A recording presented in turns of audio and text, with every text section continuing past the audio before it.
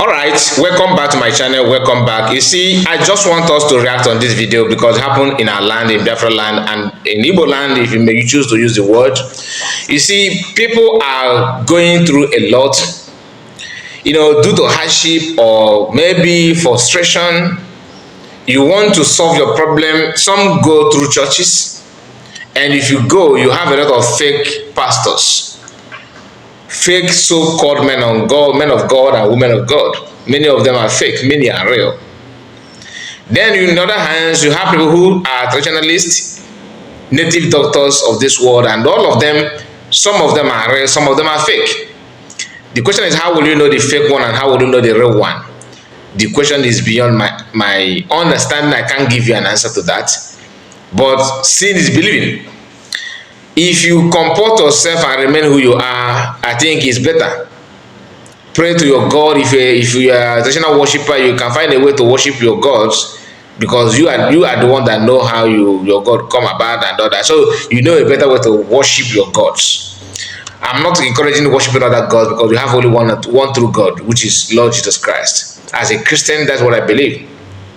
But if you choose to do otherwise, be careful, because a lot are out there waiting to devour you.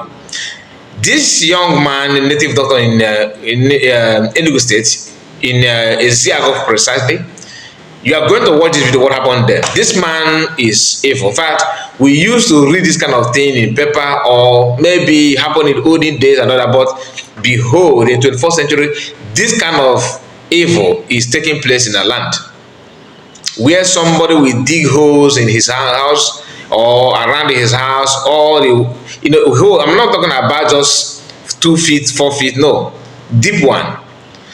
And he keep on burying people alive.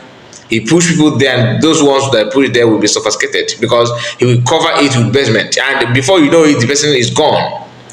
It happened that this man, what he have been doing that.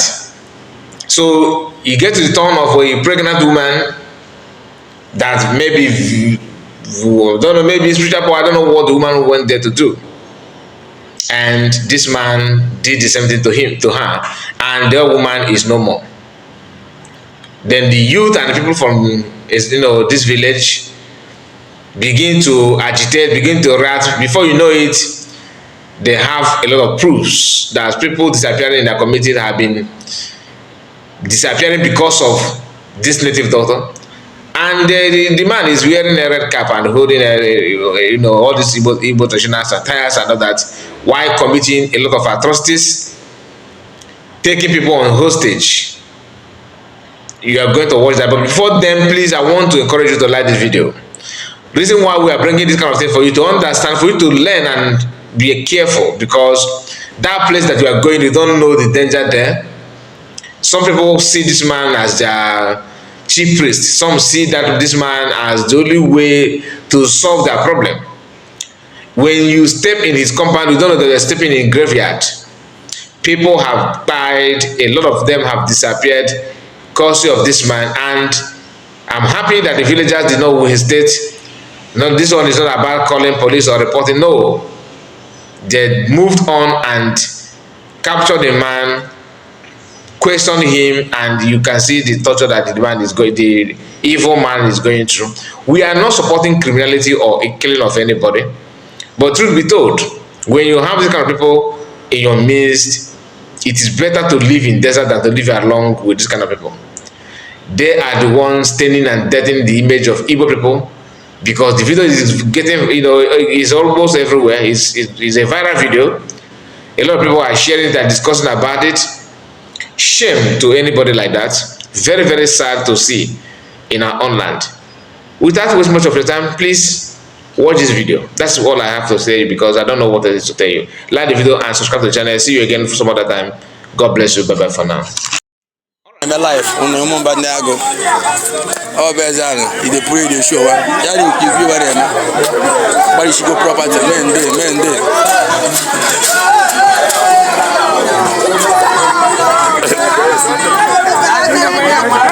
Hey! So, yeah, in life, and I cook a shave everywhere.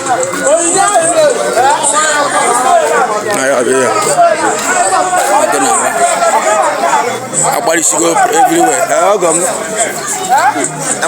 She heard you. No, no. No, we can only have a go. On to be.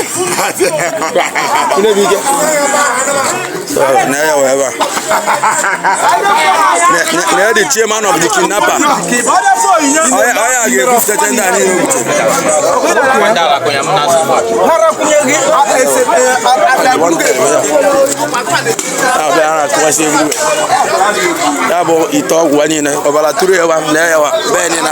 Everywhere.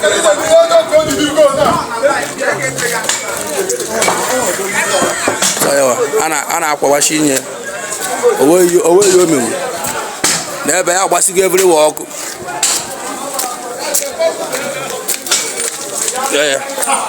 owe dị ebe ahụ obuchego ụmụ be anyị ya bụ ide pray the show ware ya mewe na ebe ọ na-esho ozibi ya ugbu mmadụ ya ba ya agba ime ụlọ agbasigo ọka agba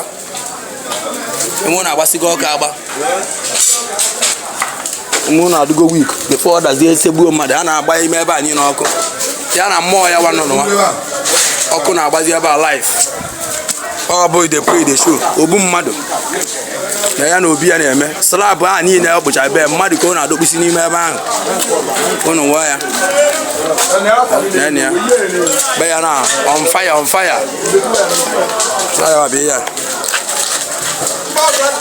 ọ bụ m na-ezekwere wo inye na awụ before fuel adọta gị so ọkụ na fire ime ebe a niile tinyekwo n'enye ebe ahụ shift youth leader shift ya na ịmụ ya kwa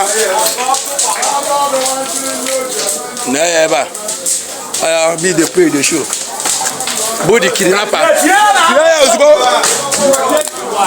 tie ka ọ na-aba oge ewuwa nso ọkụ abịa chabekwa ebe ahụ ọfụma so na ya ebe a everywhere agbalịsigo mamba wime before unu ada atigbuo mmadụ kwa another well ọ lụkwara befa ime ebe niile adịgo open na ya ebe a ihe niile o gbusigo ụmụ be anyị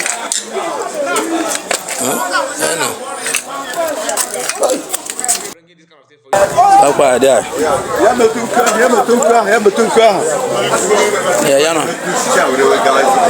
ya na ọgwụ ya wa na-eme ọ ya bụ ya be ya nọ n'ọkụ na ya bụ ide pray the show one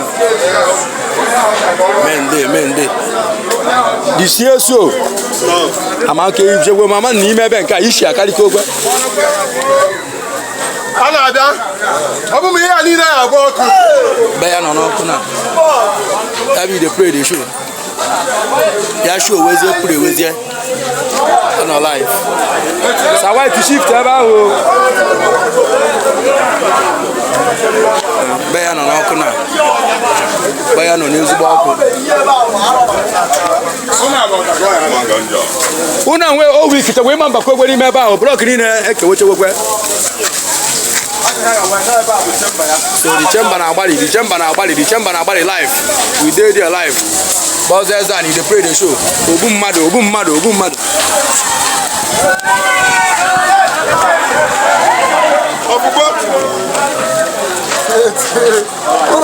unu agbabagwa zinc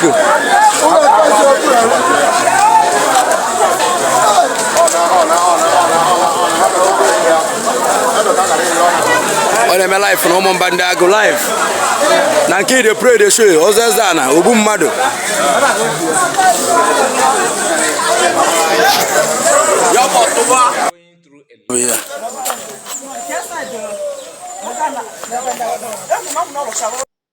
and they pray the show one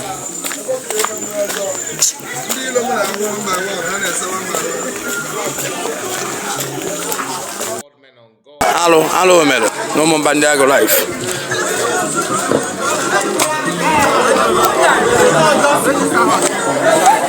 Kena.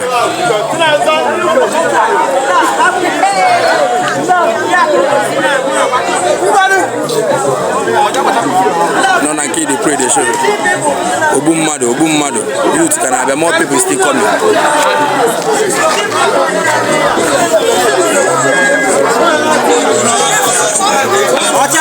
ọcha se medicine